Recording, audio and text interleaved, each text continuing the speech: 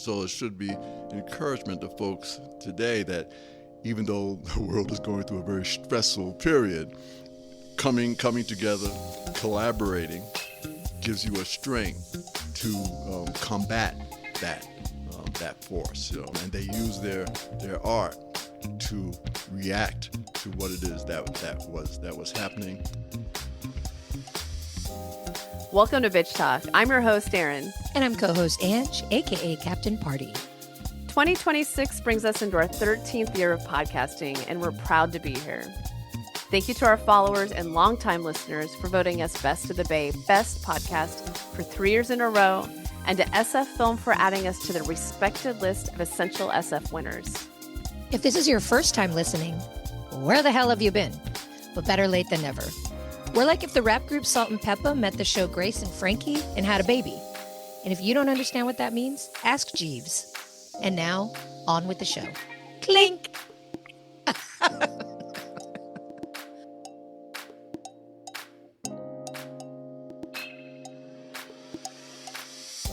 Welcome to Sundance 2026. Thank you to our festival sponsor, Standard Deviant Brewing.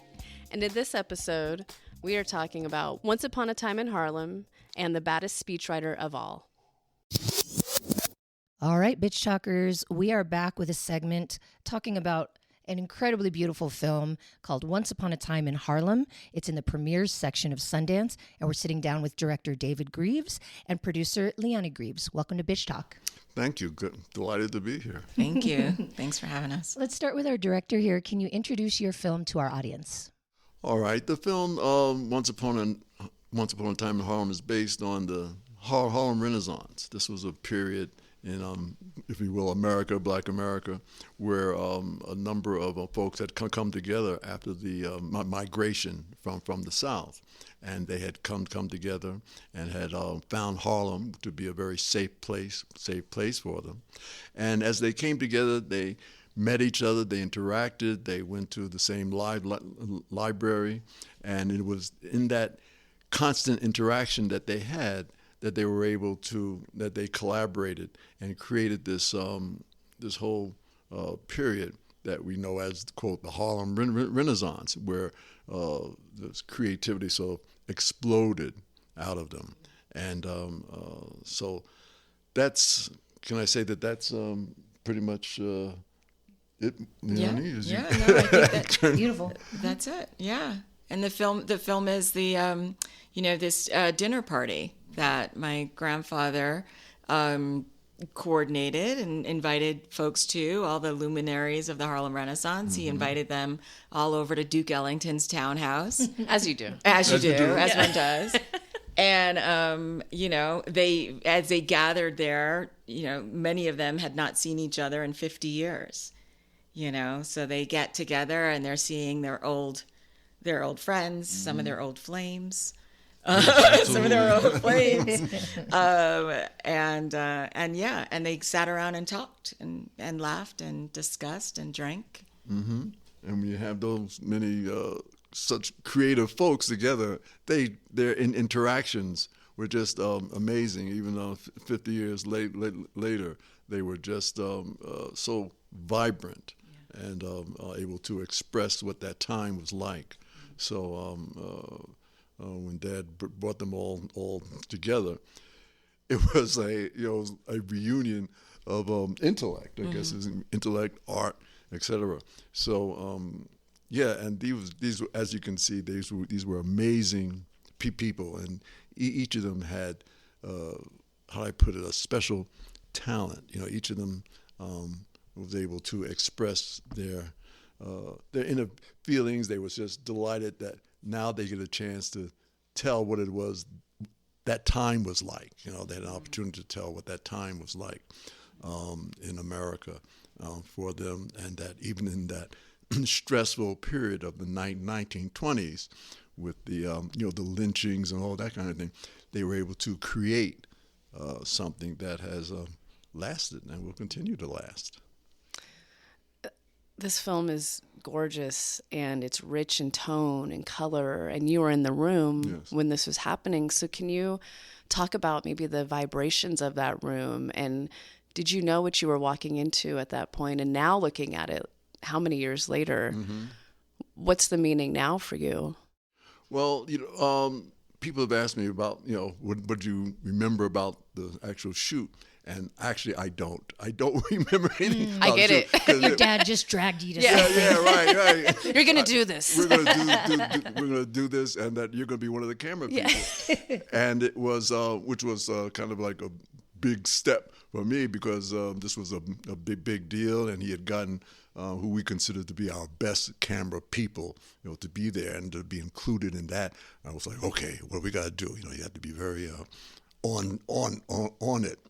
So I can't say I remember moment to moment, but as I look at the footage, I say, oh yeah, I was there. I could see myself in the background. I could see what I was doing. But the vibration in the room was just, how do I put it? Optimistic, happy to be there, happy to see each other, happy to debate again, things that had, happy to bring up things that were in the back of their minds for 50 years, and now they get a chance to put it out there. I just don't mean to bang on the table. No, bang on the table. That was a worthy statement to bang on the table for. Yeah. So I would say that was the vibration. It was very positive, very delighted to be there. It was that was, I would just say, a positive, optimistic vibration in the room. Leonie, those of us that are lucky enough to have had a relationship with our grandparents, they're always telling us stories about the old days. I'm curious if William ever talked to you about this day and what your experience was like seeing the footage for the first time. As a younger person, I do remember this kind of like, this was the thing, that, Grandpa had this footage, and it was the footage of the party, right? But you kind of not really paying much attention as a younger person. I just remember this kind of like, it was like this thing, this story that there was this party that happened, this Harlem Renaissance party, and it was very important. So yeah, I didn't in that time realize the impact of it. And then after, when I came onto the project, essentially after my grandmother Louise had passed away, and I came onto the project, and then I got to sit with the footage. It's an honor. It feels like like every time, Dad was in the editing room, and Anne DeMar, who's our editor, and Lynn True, who's the other editor. But I always felt like every time I got to be in the room and watch the footage, it just felt like an honor to be there, to witness them talk about themselves, and to see them. And so it's just, we can't stop talking about this film and how it just feels like you are just watching history in real time, even though it was early 70s, yes. But it's a moment. The conversations are all so big in this film. So how do you figure out what you're going to not edit out? Sure. How did that go? As how do I put it? It was it's an exercise in just going through the footage and then making selects. What had happened was that with the two editors, Lynn True was working on it at first, and she was working differently than I was accustomed to working, and so she had divided up for example, the interviews into subject matter, and usually when I was working with my father, we just go straight. Just run straight through. But so I was a little apprehensive at first, but it worked out very well. I was able to go through it. You make selections based upon today and based upon what my father would like. From my experience, we're working with him and him talking about that period. So was he on your shoulder a little bit then? Oh yes, okay. No, absolutely. Oh, absolutely. I mean, he was on the shoulder. I mean, right. Like there was this kind of this guiding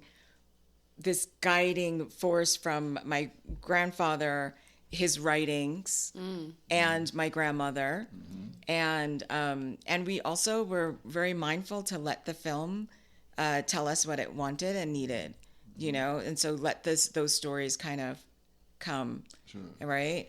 And that was conscious choice. Yeah, no. Oh, and the choices were sort of looking for things that were historically significant, and that people would resonate with folks.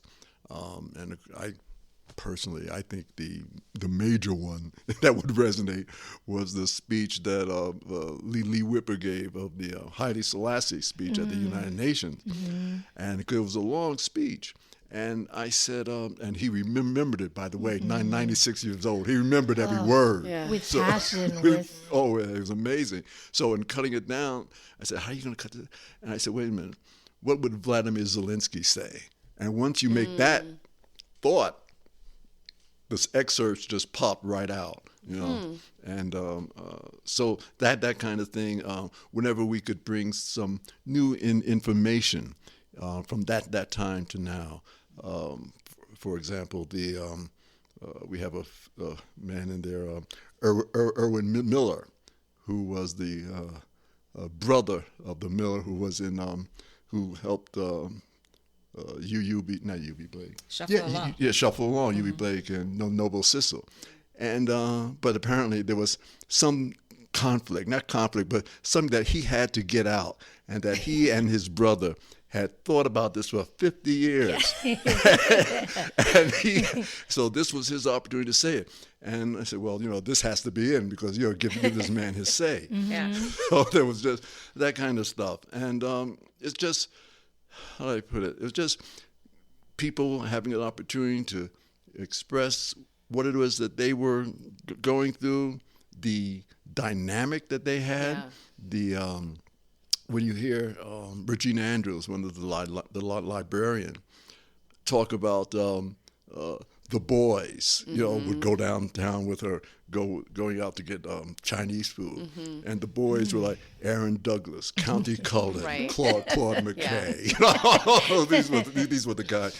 So it was just that, and they used to. Apparently, they had They would go to their apartment, and there was two people in the apartment. That's Regina Andrews and Ethel Ray. Ethel Ray was the Charles S. Johnson's secretary at the crisis. So there was these two beautiful women, and they had an apartment. And the librarian, these folks, the guys would come in, and they'd be talking. And here was this librarian who was fascinated with them, very interested in what they were doing. And I say, gee, would you like to come to a party we're having? Well, yeah, Yes. I want to be there. Yeah, I want to be there. So it was just understanding that these were, at that time, these were just young folks, getting started, just coming in from the South, from the West Indies, and coming in from the West. And so they were just coming together.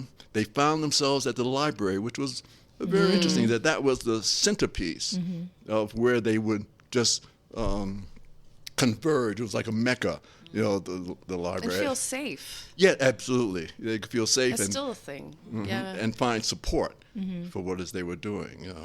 Yeah. I am so glad that you mentioned that, because that was something I was thinking. It was like the importance of libraries to this day. They're a lifeline for folks that can't afford Wi-Fi, the computers, for unhoused folks in the winter. Like, there's such a lifeline, and they're not as respected. They're not given the funding that they need. But anyways, I digress. But I love remembering how important they were back then and still today. Sure. Speaking of 50 years, I love that you and your father took the time to make sure this film was made properly. You didn't rush to get it done, clearly, because it's 50 years. But what do you think is the significance of it coming out in this moment? Oh, well, the significance, I think, is that it resonates with what's happening today in many ways. That is that with the tensions and pressures that are going on at that time, there were serious tensions. There were lynchings. There were all kinds of things happening, and that so it should be encouragement to folks today that even though the world is going through a very stressful period, that coming together, collaborating, gives you a strength to combat that force.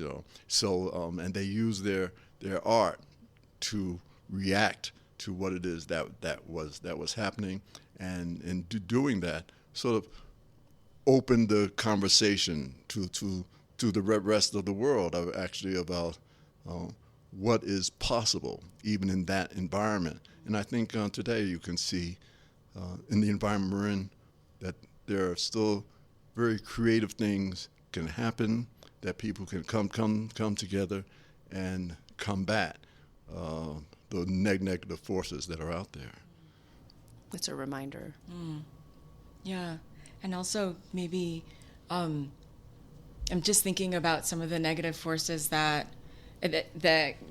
combat but also reveal like what it is. I'm just thinking about it when you said that. It made me think of like Aaron Douglas's paintings and the subject matter in them, and and as he's describing them, and it's showing us who we are in the art. Like the art was showing us who we are, and I think that that's what this film does. Is it reveals not just these people, but also like what we're capable of and who we are.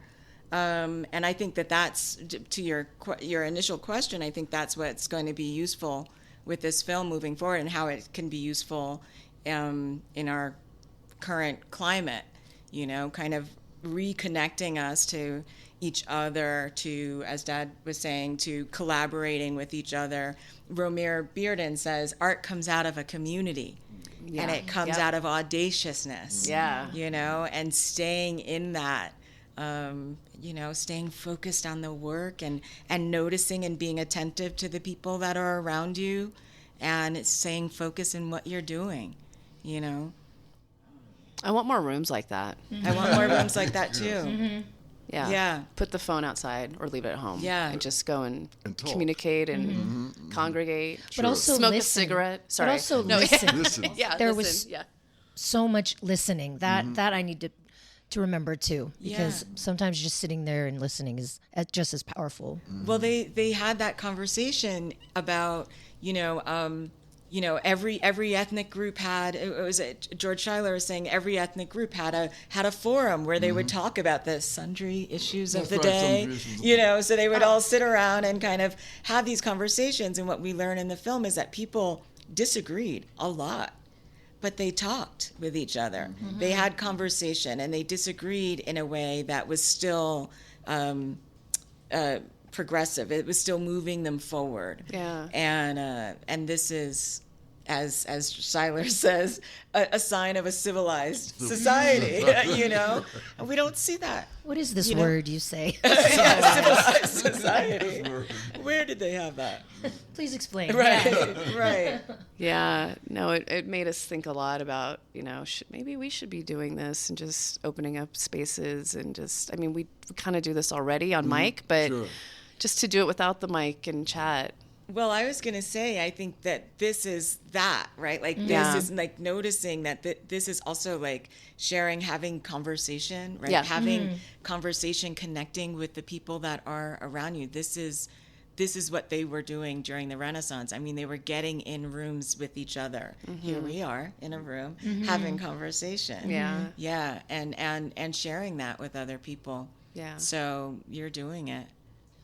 Thank you. Well, I think we need more practice. We're really good at sitting, commiserating, supporting, but disagreeing respectfully. Yeah. I think It's we hard. need to practice listening and trying to gain common ground. We can work on. It's a work in progress. Why are you for all looking at of us. me? No, I'm saying us. No, I know. Yeah. Collective. Yeah. We have a very strong community, but I think we need to build. Build.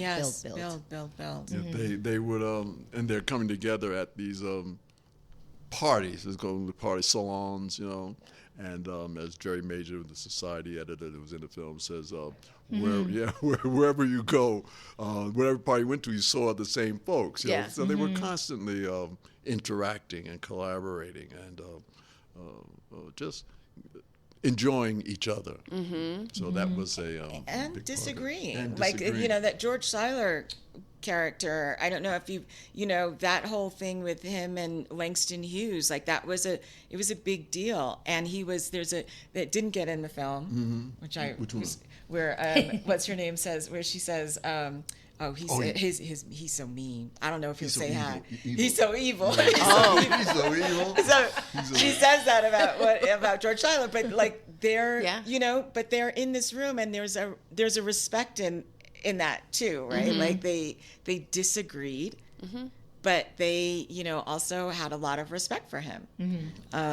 So yeah, big stuff.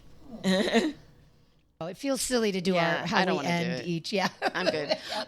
Go ahead. Well, we end each. It's just this is such a it's not a bad thing. But it's such a thoughtful, special film. Like Aaron was saying, it should be in museums. I'm like, it should be taught in school. Like anyone who lives in Harlem or in New York or anywhere in the Midwest, but still should watch this film. But we end each segment typically with this thing we call "This Bitch." Yeah. And we have our guests name someone that they want to shine a light on or throw shade on. Okay, thank you. Leonie's it's like a positive. on it. It can be a whatever. Yes. But it was just such a thoughtful conversation. I know. We were both I'm there. like, That's my funny. hats are off. I know. And I am very But Leonie's respectful. down, so let's go. Yeah, to Louise Patterson. Okay. No, I thought you were going to say, go ahead. What were you going to say? What did you think I was going to say? Dad has his own. It's Which fine. bitch were you thinking? I was thinking of my stepmother. But the baddest bitch of them all. Absolutely. Like a queen? Yes. So can we name two so I my can God, finish and my keep thought? going. Yeah. We're And here they're all both day. named Louise. Look at that. Isn't that cool? Say what? They're both Louises. Both named Louise. Yeah. Okay, so do you want to do Louise? Now I want to do Louise. Now you want to do Greaves, Louise. But Go ahead. Go ahead. I'll You do Louise Patterson too, because I think that no, you do it. You do it. All right, Louise Patterson. Okay. I just wanted to shed light on her because to me, she's the woman in the film who says, "Why don't you shed some light on the women?" Thank you. I feel like Thank you. It was a lot of men so talking. she's That's in, right. there's a lot of men talking in there, and she says, "I think we should send some light on." And then someone off to the side says, "Why are you talking about other people, Miss Patterson? Why don't you talk about yourself?" Right. And this woman was the kind of connector that brought, like, she was a connector and a producer. She brought people together. She was the secretary for Zora Neale Hurston and Zora Neale Hurston and Langston Hughes, which is a whole nother set of drama and story. Yeah. But she was their secretary. But beyond that, she was an organizer and a producer. She, she started the Vanguard Salon. She's just an incredible woman that I just, that would be the person that I would shine that light on. And then Louise Greaves, I mean. Louise was how do you put it? A tiger. She was just fiercely protective of the footage and protective of my father's legacy, and she brooked no insubordination. She was just but very positive. She wanted this thing out there. She wanted it out for the people. It wasn't like just for. She wanted for people to see it so that it could be useful in the world, because that's what my grandfather was hoping for, that it would be useful in the world. Yeah, you mentioned the women, and I had because in looking at the thing, I said, all these guys are talking. I don't have any women. Women in there. Men. Yeah, right. So Some things don't change. Yeah, right. So when who was Bruce Nugent starts talking about Zora Neale Hurston, and I said, oh well, here's an opportunity to get a voice in there. And I went through Zora Neale Hurston's poetry, and nothing seemed to fit. And then I found this the essay, Colored Me. And at the end of it, she says, I'm too busy, not afraid of the world, too busy sharpening my oyster knife. And I remember that phrase from my mother saying, and I said, oh, that's the part that goes in. So that was the... and Leonie did the voice for that. I did the voiceover for that. And I just found that part out about that. Grandma used to say that. I just heard you say that, and we've actually not had that discussion since then. I don't know. We were doing some other conversation, but And he mentioned that my grandmother used to say that I'm too busy sharpening my oyster knife. And you didn't know what she was referencing? No, I did not know at the time. Also, so those are 3 Keep powerful going. bitches. These bitches. That's the third. We will cancel the rest of our interviews so we can keep talking about bitches, bad bitches. Yes. Yeah. Thank you so much. Wow. Thanks for letting those voices come in too. I just love how all of your family members made an appearance in this interview too. Yeah. It's just really special. Yeah, it's this is really really a special. family affair. It's just They're here. very and yours special. too, because I caught that you guys you have those of us that are lucky enough to have our family members in, to have that relationship. So I saw that. Yeah. I hear that. Yeah. Oh, Leonie. You're here. Okay. Thank you. They are. Yeah. How do I wait? Okay, now I got to wrap and I'm crying. Okay, thank you so much for this beautiful film. Again, we've been speaking to director David Greaves, producer Leonie Greaves of Once Upon a Time in Harlem. Congratulations. Thank you. Thank you very much. Thank you for having us. All right, Bitch Talkers, in this segment, we're going back to the short film program of Sundance with the baddest speechwriter of all. We're sitting here with co-director Ben Proudfoot and producer Eric Payton. Welcome to Bitch Talk. Thank you so much for having us. Yes, this is great. We'll start with you, Ben. Can you introduce your short film to our audience? Absolutely. So, the baddest speechwriter of all is about Clarence B. Jones, who, as of today, is 95 years old. Yeah. Just turned 95. He was Martin Luther King's personal lawyer and political strategist and speechwriter. And I came to know about this story through Stephen Curry, the basketball player, who had met Clarence and they became close quickly. And heard these amazing stories about the civil rights movement from the sort of inmost circle of decision making, and was just blown away by the stories Clarence had to tell, and also how he told them. He's an incredible Yes. orator and storyteller, and that was really the beginning of the film. And that's what the movie's about. The movie's about Clarence's experience of being recruited into the movement and the personal sacrifices he made to step out of his comfort zone and as he says in the film, live a life of purpose.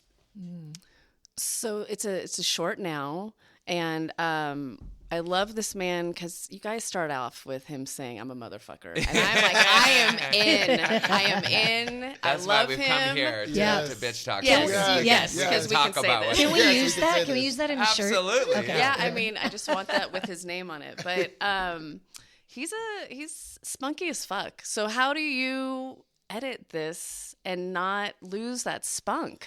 Yeah, it was about getting out of Clarence's way. Sometimes you have someone who has lived an extraordinary story, and you got to bring all the crafts together to help them put it together in a cogent beginning, middle, and end. It was not the problem here. Clarence is a better storyteller than any of us will ever be. So I think it was really about getting out of his way and letting him talk and letting him tell the story as he does in the film. And also, I think really a huge lift in this film was how do we visualize things that we have no photos of, no archival of. Yes. I mean, we have our archival team did a great job, but we only have like 2 clips of Clarence and a handful of photos. And so that's where animation came in. And Daniel Brousson and his team watercolor hand painted over 3,000 frames of animation for this. And I've just always been blown away by his work. And when Stephen had this idea of kind of seeing these iconic moments in civil rights history from different angles, which is not lost on me, is kind of how you shoot a basketball game. Yeah. I thought that is so cool, but the only way we could think of doing it is through animation. And so it's largely animated, the film. I want to turn to our producer here. How did you get turned on to this project, and what are you going to take from working on it? Stefan's my partner at Unanimous, so we own a production company together. So I'm always looking for aspirational, inspirational projects, so that's what we do at the company. And I got a chance to meet Clarence after Stefan had known him for a couple years, and he came to a basketball game, and I sat next to him, and then I just instantly fell in love with him, and I was like, man, this is incredible. And I went to the SC and I was like, Stefan, I feel like this is a doc.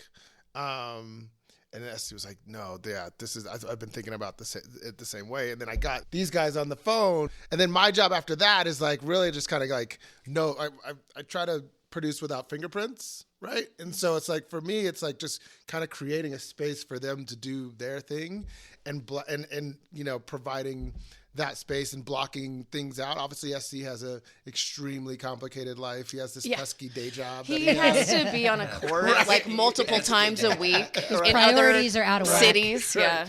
So managing and trying to get that space from him, and obviously, you know, provide that space for Ben. And so that was my, you know, sort of job with this film. The thing that I'm going to take away from it and working on it is like every film that we do, I feel like it's important for the full team to constantly learn from, right? With Clarence, you're working with somebody that is, you know, 93 years old, and it is like, to Ben's point, sort of get out the way. And so I feel like the thing that I take away from it as a producer is, you know, solidifying that process of like, there's no need to chime in here. There's no need to interrupt or, you know, inject my opinion with anything, because you have somebody that's the best in the business on his thing. And then also, obviously Clarence understands his story. So that's what I'll take away from a producer. What I hope the audience sort of takes away from this is like, you know, Ben was saying something yesterday at a screening, and I completely agree, is like, all of this, the things that Clarence is talking about didn't happen that long ago, right? Right. And so you have to constantly remind people that, you know, these things have happened and we've gotten through them. And so at Unanimous, because Stefan is a producer on everything as well, and because anything he does, there's going to be a ton of eyes on it.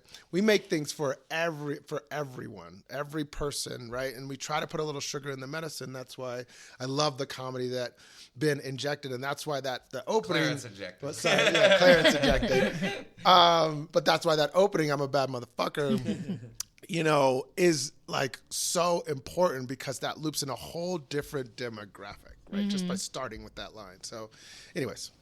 And also that you read the byline and who this man is, and then you start with that. You're like, oh, I'm so relaxed and I love him right away. Yeah. Just you fall in love with him. So you did a good job.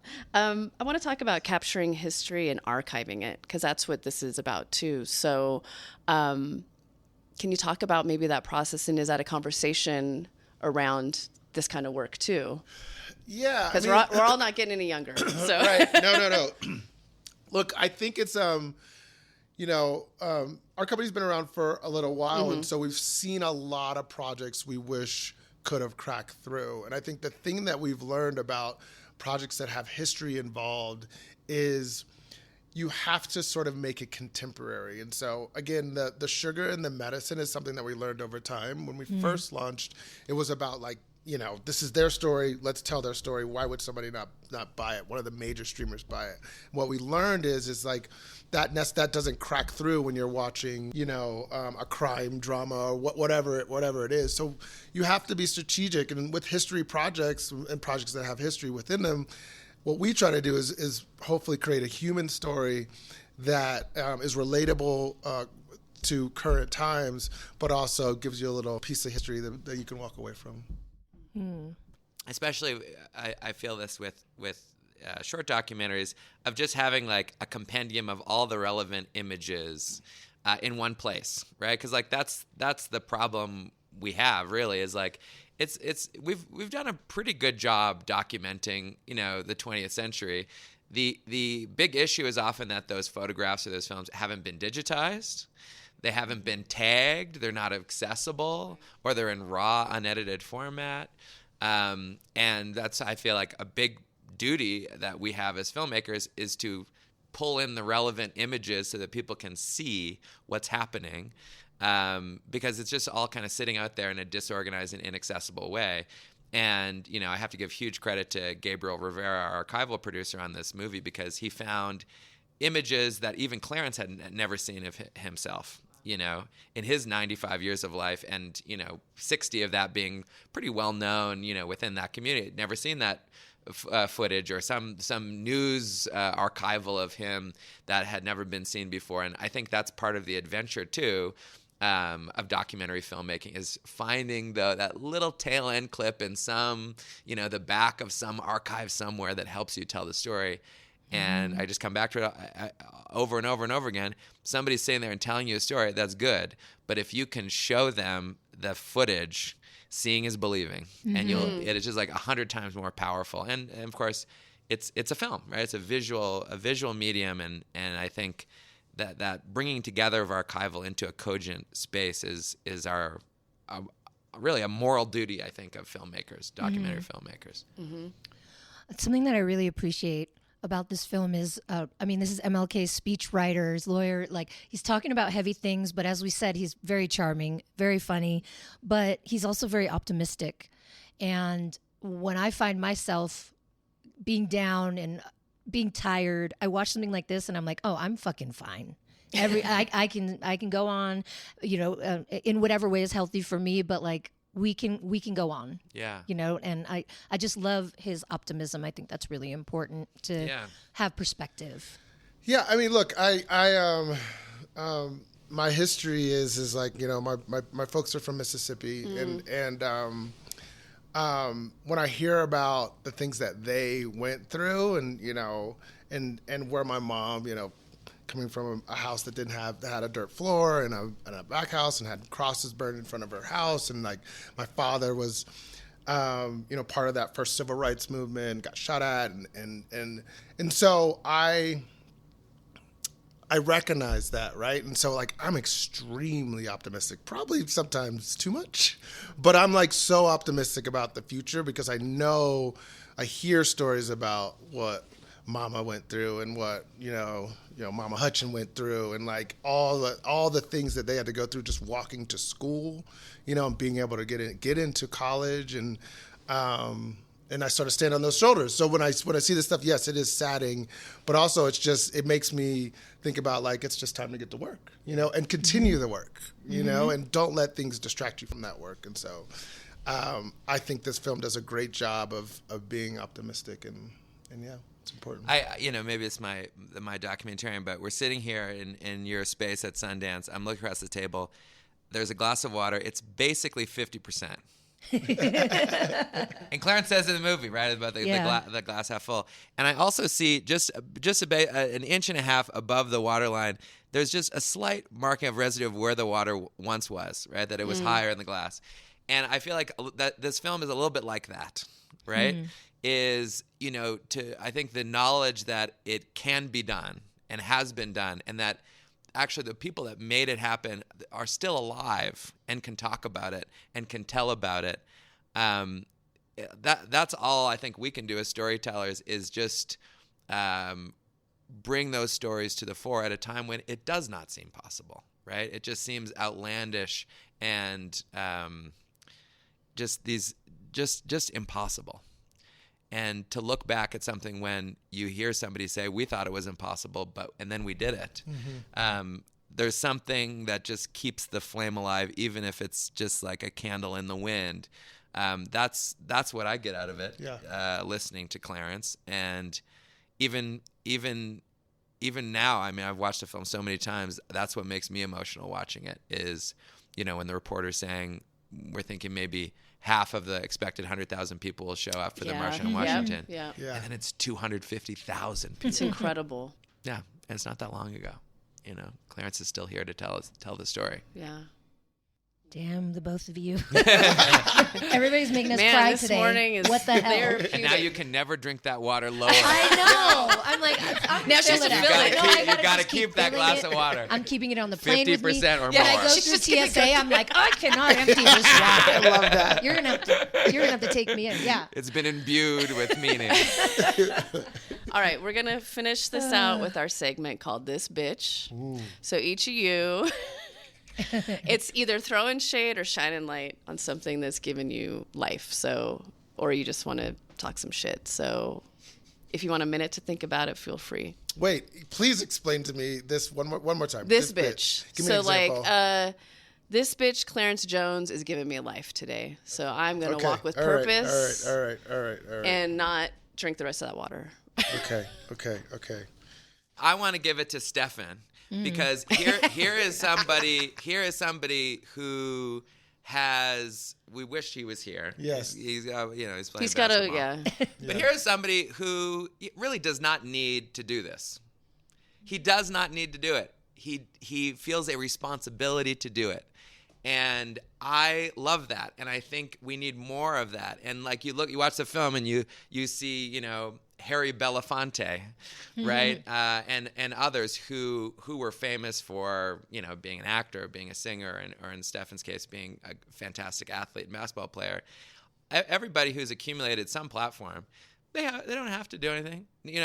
Nobody's going to really fault them for not saying anything. But I think it speaks to his heart that he insisted upon doing this. It just didn't meet and shake hands. Oh, nice to meet you. Oh, wow, your civil rights movement. To see it through, to share it with someone else, and for him to be a role model to so many people, and to and we talked about this, use this film for him to point to his role model, so everybody else can meet his role model. That's who I want to shout out in this bitch section. Yes. Exactly. Excellent. Good job. Good job. So I think right now, like I want this to be for like everybody listening to your podcast, because, we all have what I say, haters. You know what I mean? And I think that, life is hard, and I think that anybody listening to this, I can say, don't let those bitches hold you down. So that push through. And know that like anything that's worthy, comes with hard work. So This bitch is those bitches. This bitch is those bitches. Don't let those bitches hold you down. Thank you so much. This was a great conversation with co-director Ben Proudfoot and producer Eric Payton of the short film The Baddest, Speechwriter of All, in the short film program at Sundance. Congratulations. Thank we you. loved it. Thank you Hopefully very this much. isn't the last time we have you on the show. Hope not. Thank you. Yeah. Thank y'all. Thank you.